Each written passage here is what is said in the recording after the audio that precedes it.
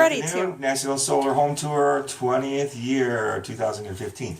What we're continuing to look at, if you remember, we looked at the solar water heating collectors that were outside with the photovoltaic panels attached. What we're looking at now is the tank that is storing the energy that's being created. This is an 80-gallon tank, has no power to it. This was an old electric water heating tank. We've now heavily insulated it. So what we're doing is we're circulating glycol from the outside of where the panels are at in through the heat exchanger, which separates the glycol from the domestic hot water and is circulating inside of this pump. So we have two pumps that are circulating simultaneously.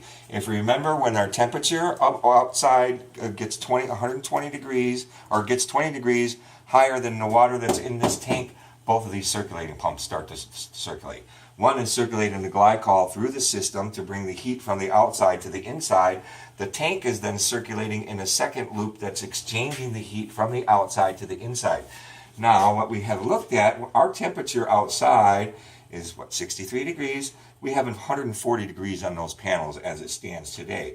And what does that mean? We see that our pumps are circulating and we have 82 degrees in our tank temperature that's in the basement.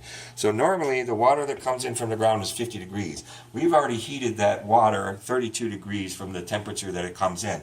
Well, what does that mean to us? Now we have 82 degree water in here and we need to have 120 degree water in here. So right now we turn the hot water tank on, the hot water on, the 82 degrees is going to dump into the tank that's already 120 degrees, and then the water will only be needed to heat it by electricity from 80 to 120 degrees. So there's where the advantage comes in. By this afternoon, we talked about this earlier, we have 140 degrees outside, we have 82 degrees inside. By the close of business today or by dark today, this temperature will reach up to or near 120 degrees. So then we'll have 80 gallons of water already stored for showering and laundry and other domestic things that we need to work on. Also, the solar water heating system is attached to the boiler system.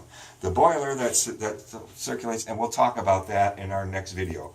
This is the heat exchanger that's separating the glycol from the solar system to the water that's going into the boiler, and that is a whole nother video. So 517-256-2322, call now.